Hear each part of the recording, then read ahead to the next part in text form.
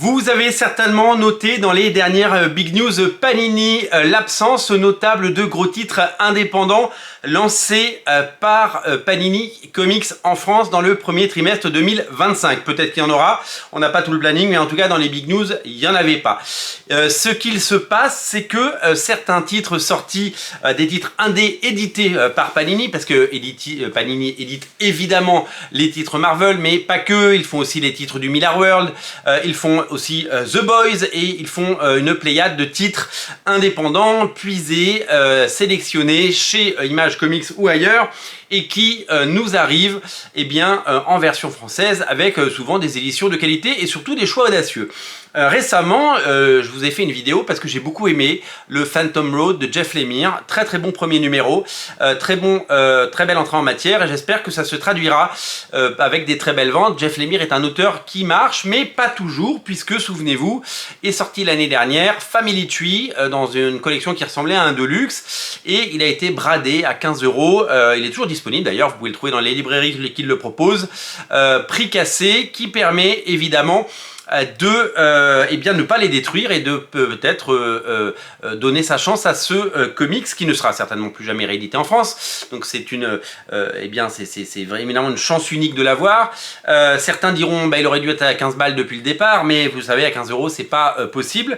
Donc plutôt que les détruire et plutôt que les envoyer au pilon, ils sont bradés, tout comme Mom, Mother of Madness, le titre de Emilia Clarke et les Lalaise qui était sorti il y a quelques mois, et encore Made in Korea par exemple qui est à 10 balles aussi, qui a été soldé. Le dernier en date c'est Monkey Meat qui vient de rejoindre cette collection des titres indépendants qui n'ont pas trouvé leur public et qui n'ont pas trouvé de succès.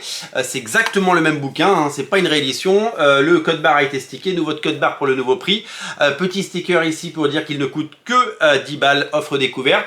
Le but une nouvelle fois est de ne pas l'envoyer au pilon, mais d'en faire profiter les lecteurs. Donc en gros, si vous allez en boutique ce week-end, si vous allez en boutique cette semaine, si vous allez en boutique dans les prochains jours, vous pourrez peut-être craquer pour un titre à 10 balles et se dire tiens, j'achète un omnibus, j'achète un ceci, j'achète cela, j'achète un pocket. Et puis à côté, un titre, j'en avais entendu parler, ça avait l'air chouette et donc c'est un titre que vous allez mettre entre les mains. C'était assez audacieux de la part de Panini de nous proposer ce titre qui est l'œuvre d'une star montante, Juniba, un dessinateur d'origine sénégalaise si je ne me trompe pas, au style qui va du côté de dessinateur cartooniste. C'est un mélange de beaucoup de choses, il y a des inspirations très Mike Mignola également.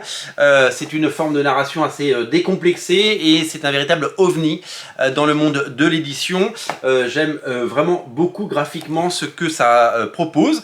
Comme beaucoup de gens, j'ai fait l'impasse quand il coûtait plus que 10 balles.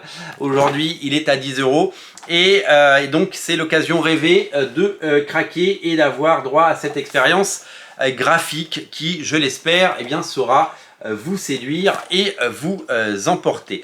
J'aime vraiment beaucoup ce que ça propose. Il y a un petit côté Teen Titans Go et il y a vraiment énormément d'influences, hein. C'est la somme d'énormément d'influences qui nous viennent des États-Unis, d'Asie ou d'ailleurs, et c'est véritablement la rencontre de plusieurs styles de dessin et bien entendu une fantastique découverte. Donc merci, parce que pour 10 balles ça nous fait un très beau livre, très bien édité. Juniba qui est un dessinateur, artiste, scénariste qui depuis a passé un cap puisqu'il est arrivé chez DC Comics.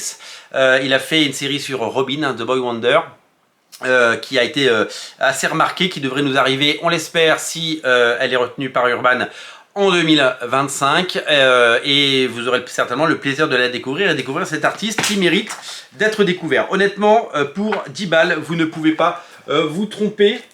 C'est une occasion en or. Nous sommes gâtés sur les petits prix. Alors là, ce sont des opérations de déstockage, bien entendu.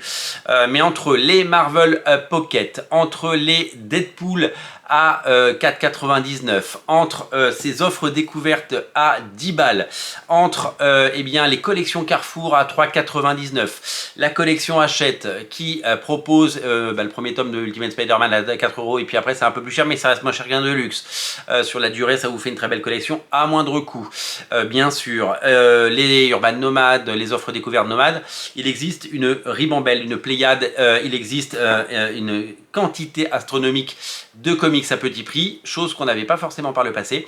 Et je trouve que c'est véritablement une chance parce que ça permet à des gens qui ne lisaient pas de comics de peut-être avoir accès à cela. En tout cas, Monkey Myth est à découvrir à 10 balles chez votre libraire. Profitez de cette occasion et surtout, ne boudez pas votre plaisir parce que à ce prix-là, ça vaut carrément le coup. Salut!